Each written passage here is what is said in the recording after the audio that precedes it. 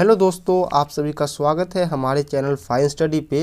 दोस्तों, Bihar board matric परीक्षा 2026 के लिए बहुत ही कम समय बचा है। ऐसे में हम लोग क्लास 10th का एक क्रैश कोर्स लॉन्च किए हैं, जिसमें आपको सभी सब्जेक्ट के सभी चैप्टर के ऑब्जेक्टिव सहित सब्जेक्टिव को कराया जाएगा।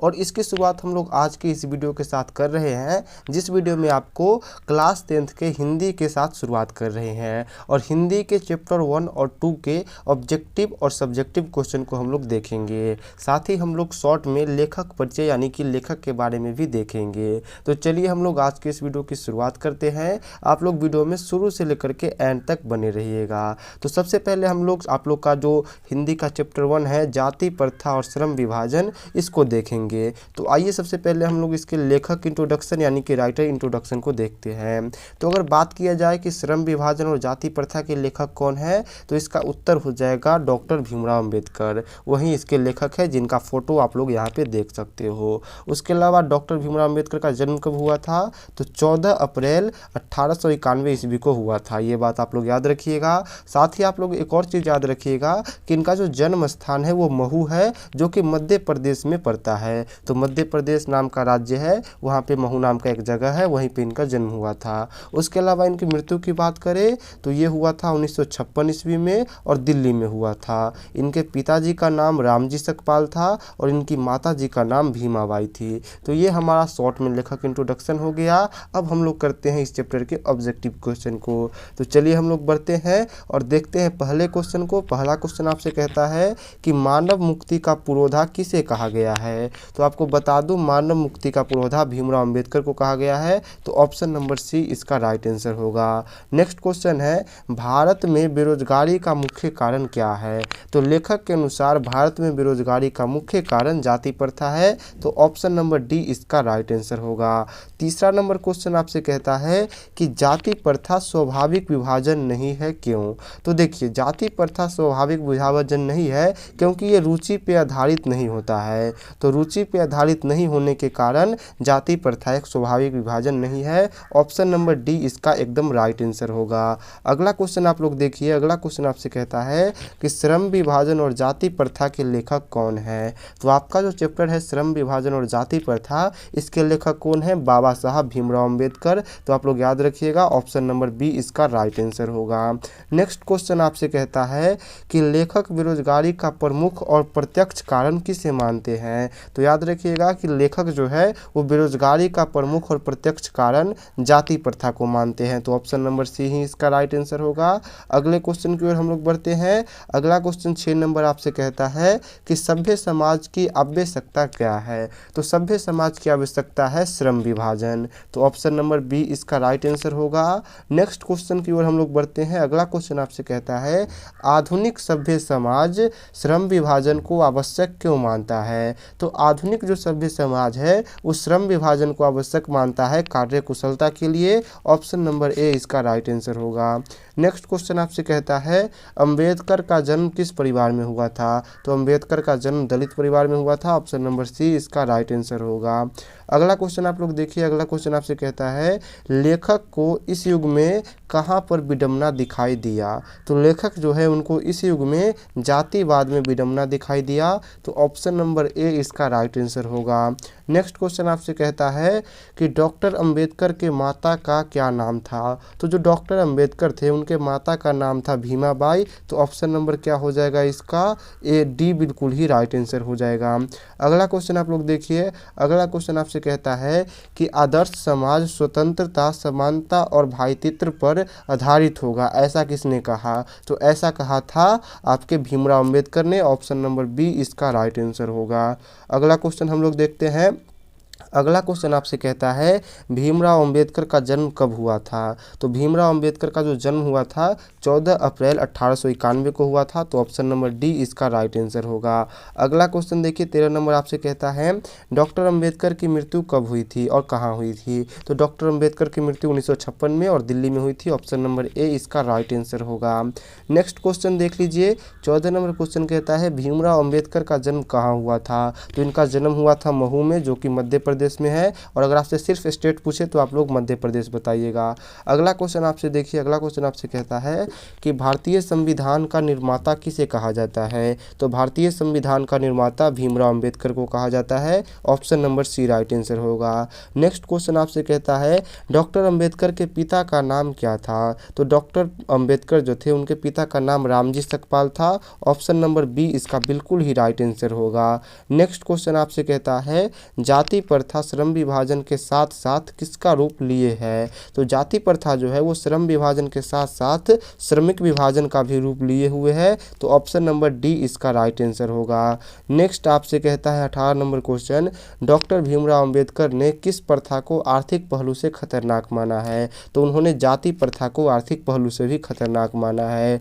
अगला क्वेश्चन आपसे कहता है कि लाहौर में जाति प्रथा उन्मूलन भाषण कब हुआ था। तो 1942 में हुआ था, आप लोग याद रखिएगा।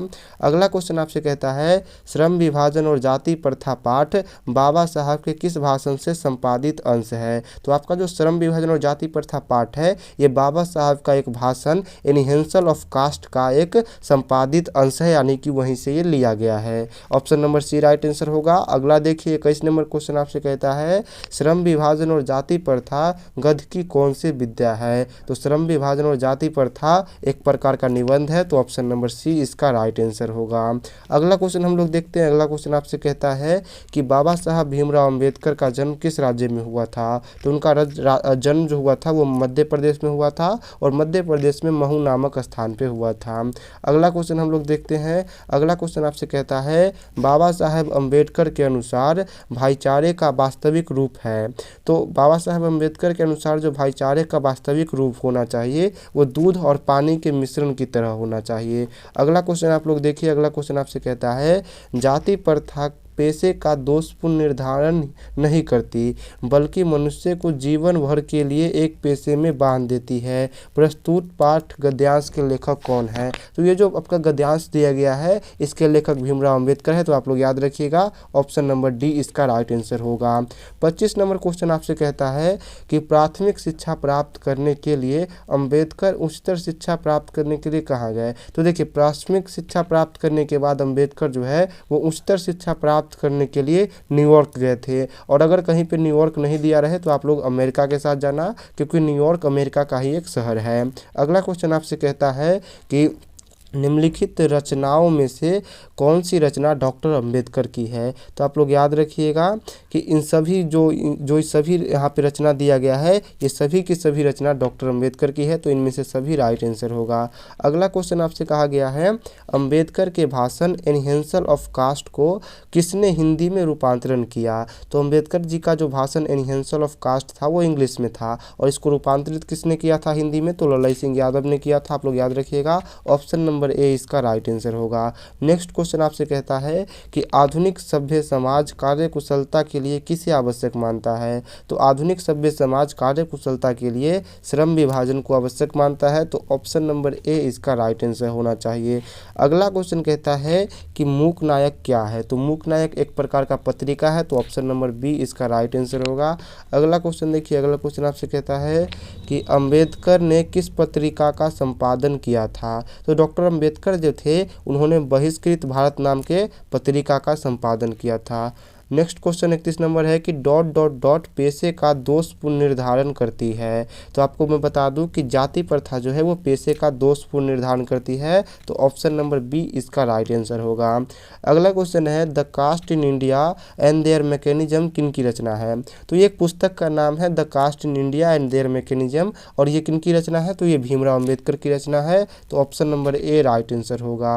अगले क्वेश्चन की ओर बढ़ते हैं। अगला क्वेश्चन आपसे कहता है भीमराव अंबेडकर ने किस पाठ की रचना की है। तो भीमराव अंबेडकर जो है उन्होंने श्रम विभाजन और जाति प्रथा पाठ की रचना की है।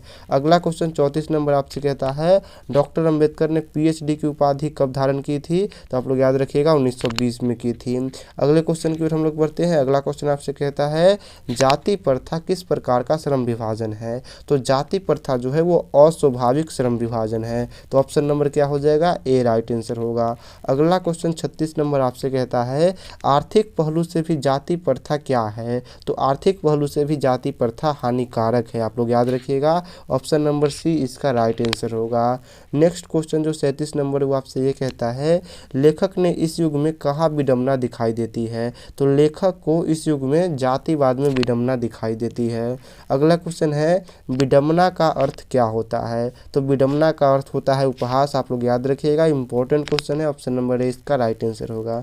अगला 39 नंबर क्वेश्चन आपसे कहता है, प्राथमिक शिक्षा प्राप्त करने के लिए अंबेडकर उच्चतर शिक्षा प्राप्त करने के लिए कहाँ गए? तो देखिए वही क्वेश्चन है कि प्राथमिक शिक्षा प्राप्त करने के बाद अंबेडकर उच्चतर शिक्षा के लिए अमेरिका गए थे, और अगर अमेरिका ऑप्शन में ना हो तो आप लोग को न्यूयॉर्क दिया रहेगा, उस पर टिक कीजिएगा। अगला क्वेश्चन 40 नंबर आपसे कहता है, श्रम विभाजन और जाति प्रथा क्या है? तो श्रम विभाजन और जाति प्रथा आपका पाठ एक प्रकार का निबंध है, तो आप लोग ऑप्शन नंबर सी के साथ जाइएगा।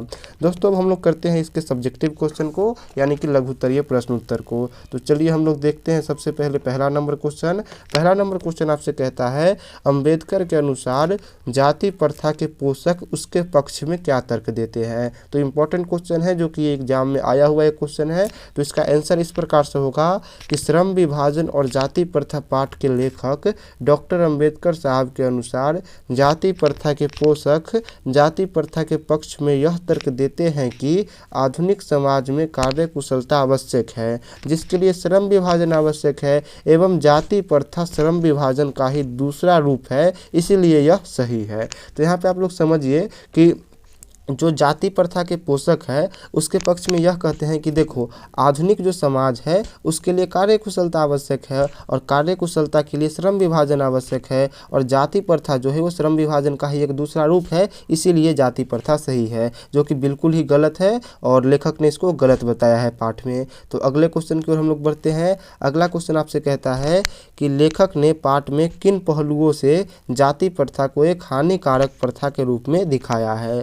तो इसका उत्तर कुछ इस प्रकार से होगा कि लेखक ने पाठ में बहुत से पहलुओं के आधार पर जाति प्रथा को एक हानिकारक प्रथा के रूप में दिखाया है। जैसे कि पहला तो ये कि यह मनुष्य की स्वतंत्रता के विरुद्ध होता है, और यह मनुष्य को अपने अनुसार पेशा चुनने की अनुमति नहीं देता है। तो जो जाति प्रथा है वो मनुष्य को उसको जाति के अनुसार पेशा चुनने की अनुमति देता है, न कि उसके इच्छा के अनुसार। तो आप लोग ये याद रखिएगा।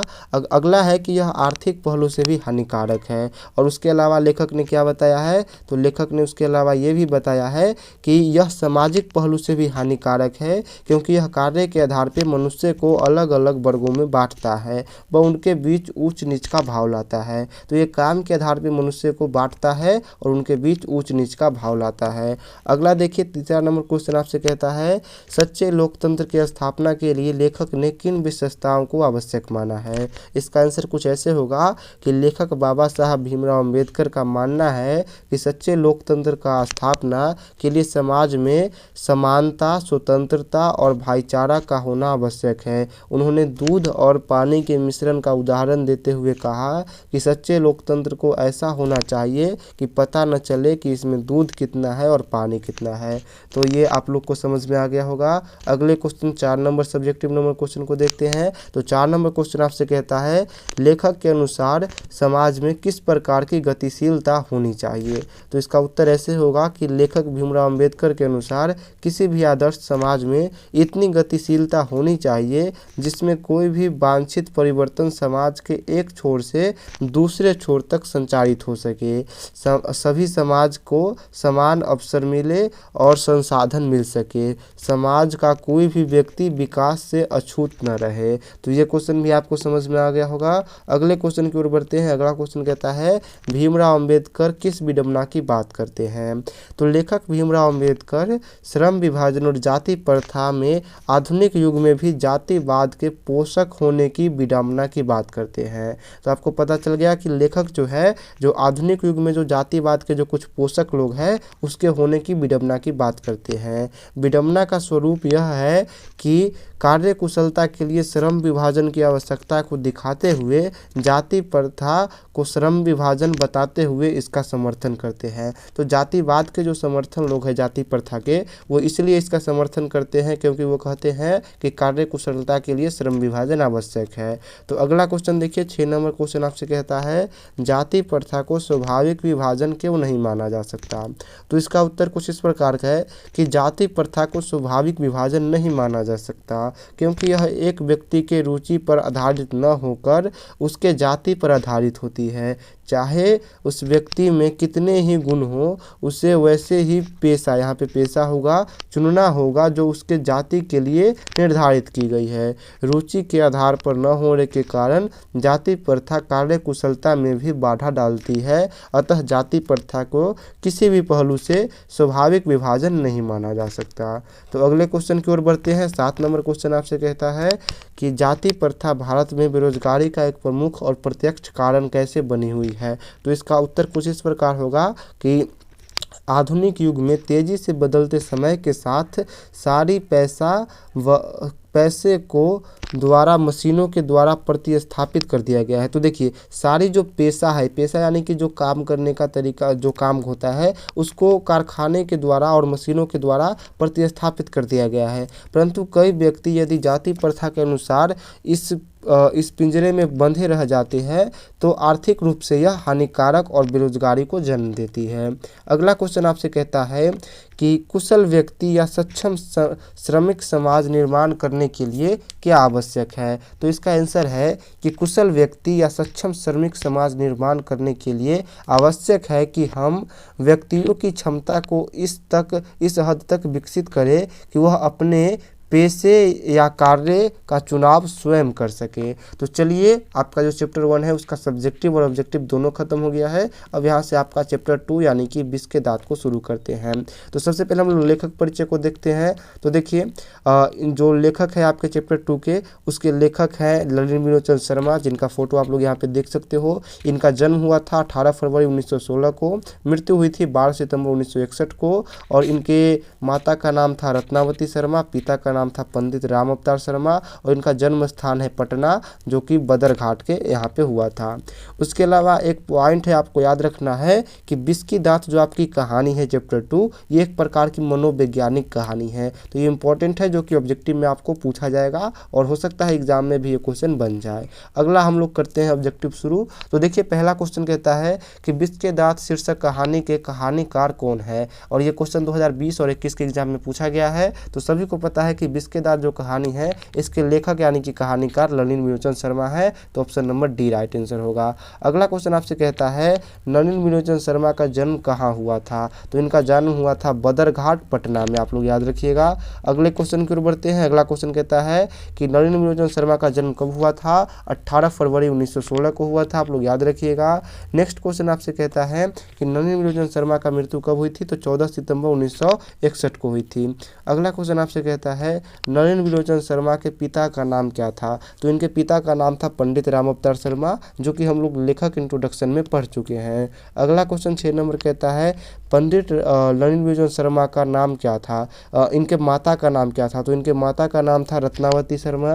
अगला क्वेश्चन 7 नंबर आपसे कहता है सेन साहब की कितनी लड़कियां थी। तो सेन साहब की जो थी वो 5 लड़कियां थी। अगला क्वेश्चन 8 नंबर आपसे कहता है खोखा खोखी किस भाषा का शब्द है। तो खोखा खोखी जो शब्द है ये बंगला भाषा का शब्द है। तो ऑप्शन नंबर डी इसका राइट आंसर होगा।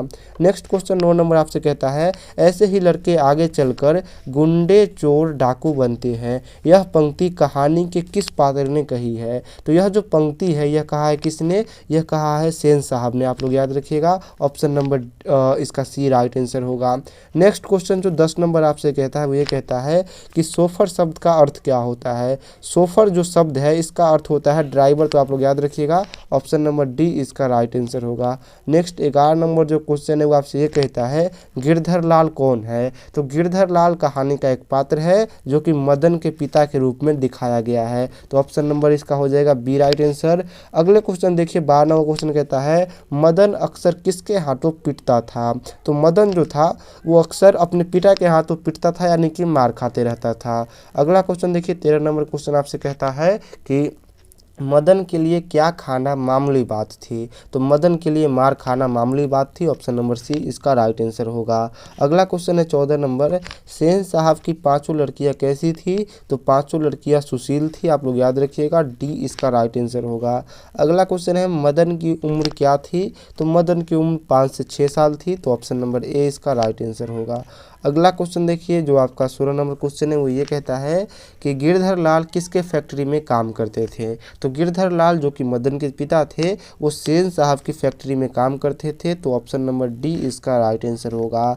अगला 17 नंबर क्वेश्चन है, सेन साहब किसके व्यंग से ऐंठ कर रह गए। तो सेन साहब जो थे वो पत्रकार महोदय के व्यंग से ऐंठ कर रह गए, तो ऑप्शन नंबर ए इसका राइट आंसर होगा। अगला क्वेश्चन 18 नंबर कहता है मदन किसका पुत्र था। तो जो मदन था वो गिरधर लाल का पुत्र था, तो ऑप्शन नंबर बी इसका राइट आंसर होगा।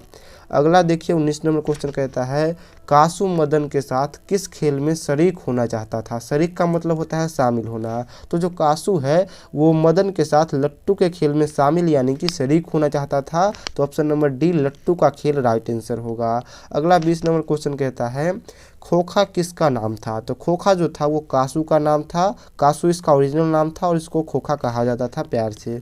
अगला क्वेश्चन आप लोग देखिए, खोखा के दांत किसने तोड़े थे। तो खोखा के दांत मदन ने तोड़े थे, option number A right answer होगा। 22 क्वेश्चन कहता है 22वां नंबर क्वेश्चन, मदन ने कासू के कितने दांत तोड़े थे। तो मदन जो था उसने खोखा यानी कि कासू के 2 दांत तोड़ दिए थे, ऑप्शन नंबर सी इसका राइट आंसर होगा। नेक्स्ट क्वेश्चन आपसे कहता है सेन साहब की कार का रंग क्या था। तो सेन साहब के पास एक कार थी और उनके कार का रंग था काला रंग, तो आप लोग याद रखिएगा, ऑप्शन नंबर हो जाएगा बी इसका राइट आंसर। अगला 24 नंबर क्वेश्चन आपसे ये कहता है सेन साहब की कार की कीमत कितनी थी। तो सेन साहब के पास जो कार थी उसकी कीमत थी 7,500, तो ऑप्शन नंबर ए इसका एकदम सही राइट आंसर होगा। अगला देखिए 25 नंबर क्वेश्चन आपसे कहता है सेन साहब के आंखों का तारा कौन था। तो सेन साहब के आंखों का तारा उनका पुत्र यानी कि खोखा था और खोखा का है दूसरा नाम कासू था, आप लोग ये भी याद रखिएगा। अगला देखिए 26 नंबर क्वेश्चन कहता है सेन साहब को किस पर नाज था। तो सेन साहब को अपने बेटे यानी कि खोखा पर नाज था। अगला क्वेश्चन देखिए जो कि 27 नंबर है, कहता है कि मोटर कार को किससे खतरा था। तो सेन साहब का जो मोटर कार था उसको खतरा था उनके बेटे यानी कि खोखा से, तो ऑप्शन नंबर इसका सी हो जाएगा राइट आंसर। अगला क्वेश्चन देखिए 28 नंबर क्वेश्चन कहता है मैं तो खोखा को इंजीनियर बनाने जा रहा हूँ, यह कथन किसका है। तो कहानी में यह कथन सेन साहब का है, वो एक पर बात करते हुए कहते हैं कि मैं तो खोखा को इंजीनियर बनाने जा रहा हूँ, तो ये सेन साहब का कथन है, option number A right answer होगा। नेक्स्ट क्वेश्चन देखिए 19 नंबर क्वेश्चन कहता है सीमा रजनी आलो शेफाली आरती पांचों किसकी बहनी थी। तो ये पांचों जो थी वो सेन साहब की बेटी थी और खोखा की बहनी थी, तो ऑप्शन नंबर क्या हो जाएगा बी राइट आंसर होगा।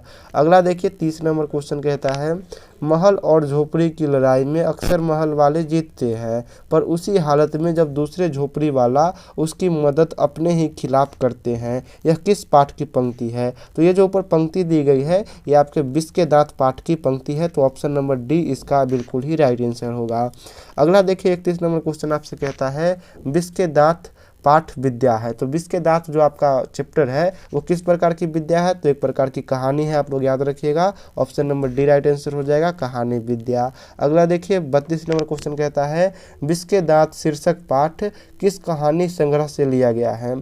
तो विष के दांत जो आपका शीर्षक पाठ है ये किस कहानी शीर्षक से लिया गया है। तो ये विष के दांत तथा अन्य कहानी जो संग्रह है वहाँ से लिया गया है। अगला देखिए जो आपका 33 नंबर क्वेश्चन है वो है कि वाकिफ शब्द का अर्थ क्या है। तो वाकिफ शब्द का अर्थ होता है परिचित, तो ऑप्शन नंबर क्या हो जाएगा सी बिल्कुल ही राइट आंसर। अगला क्वेश्चन कहता है सेन साहब के मित्र कौन थे। तो सेन साहब के मित्र थे पत्रकार महोदय और इनके ही व्यंग से सेन साहब ऐंठ कर रह गए थे। अगला क्वेश्चन देखिए 35 नंबर है लड़कियां क्या है कठपुतलियां हैं, इस बात पर किसको गर्व है। तो लड़कियां क्या हैं कठपुतलियां हैं, इस बात पे माता पिता यानी कि सेन साहब और उनकी पत्नी को गर्व है। अगला क्वेश्चन देखिए 36 नंबर क्वेश्चन आपसे कहता है कि दृष्टिकोण किन की रचना है। तो दृष्टिकोण जो है वो ललित मोहन शर्मा की एक इम्पॉर्टेंट रचना है, तो आप लोग याद रखिएगा, लेखक की रचना के बारे में भी क्वेश्चन आता है। 37 नंबर क्वेश्चन देखिए, जो कि आखिरी ऑब्जेक्टिव क्वेश्चन है, वो ये है कि गिरधर किस वर्ग का प्रतिनिधित्व करता है। तो गिरधर जो कि मदन का पिता है, वो मध्यम वर्ग का प्रतिनिधित्व करता है। तो क्या हो जाएगा इसका right answer? Option number A right answer. अब आइए हम लोग इस चैप्टर के कुछ सब्जेक्टिव क्वेश्चन को भी देख लेते हैं। तो देखिए, पहला क्वेश्चन जो है आपसे वो ये कहता है कि सेन साहब यहाँ पे खोखा होगा, सेन साहब खोखा को विद्यालय पढ़ने के लिए क्यों नहीं भेजते थे। तो इसका उत्तर होगा कि सेन साहब खोखा को बिजनेसमैन या इंजीनियर बनाना चाहते थे। इसके लिए उन्होंने घर पे ही कारखाने के बढ़ई मिस्त्री को 1-2 घंटा के लिए जाकर उसके साथ कुछ ठोक पीट किया करे। इससे बच्चे की उंगलियां भी औजारों से वाकिफ हो जाएगी, ऐसा सेन साहब ने व्यवस्था किया था। इसलिए कासू जो है वो स्कूल नहीं जाता था और जो खोखा है वो स्कूल नहीं जाता था, घर पे ही ठोक पीट किया करता था।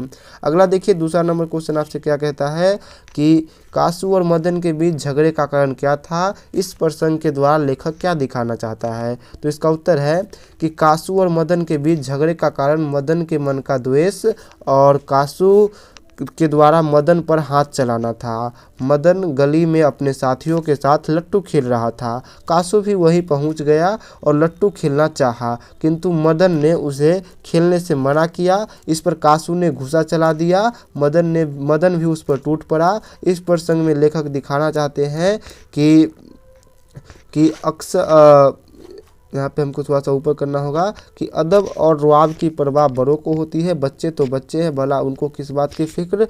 और कासू की हरकत पर मदन ने उसका जवाब सही दे दिया, परिणाम चाहे जो हो। अगला क्वेश्चन हम लोग देखिए, जो कि हमारा 3 नंबर क्वेश्चन है, वो आपसे ये कहता है कि मदन हक्का बक्का क्यों रह गया। तो इसका उत्तर है कि मदन अक्सर अपने पिता के हाथों मार खाते रहता था।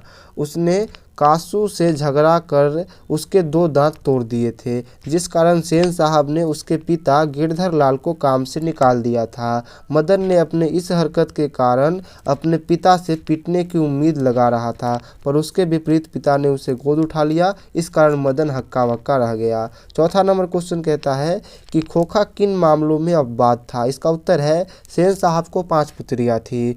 पुत्र का जन्म तब हुआ जब संतान की उम्मीद नहीं रह गई थी, अर्थात सेन साहब को पुत्र नसीब तब हुआ जब वो बहुत बुढ़ापे के अंतिम पड़ाव पे थे। इसलिए खोखा जीवन के साथ साथ घर के नियमों के लिए भी अपवाद था। अगला देखिए, 5 नंबर क्वेश्चन है, जो कि आखिरी क्वेश्चन है। वो ये कहता है कि मदन और ड्राइवर के बीच विवाद के द्वारा कहानीकार क्या बताना चाहते हैं। इसका उत्तर है मदन और ड्राइवर के बीच विवाद के द्वारा कहानीकार बताना चाहता है कि किसी तरह एक गरीब दूसरे गरीब के बच्चे को महत्व नहीं देता है। बच्चा चाहे गरीब हो या अमीर, बचपन दोनों के बराबर ही होते हैं। उसे प्यार से समझाना चाहिए, लेकिन ड्राइवर ने मदन के साथ दुर्व्यवहार की नजरा को देखा। कहानीकार का उद्देश्य यही दिखाना है कि गरीबी भी गरीबों के लिए सद्भाव नहीं रखता है। तो चलिए दोस्तों, आज का जो ये वीडियो है वो समाप्त होता है। होप आपको सभी क्वेश्चन समझ में आए होंगे। आप सब्जेक्टिव क्वेश्चन को लिख करके प्रैक्टिस कीजिएगा और ऑब्जेक्टिव क्वेश्चन के लिए 2-3 बार वीडियो को देखिएगा। और हम लोग मिलते हैं अगले वीडियो में, जिसमें हम लोग अगले चैप्टर के सभी ऑब्जेक्टिव और सब्जेक्टिव क्वेश्चन को देखेंगे।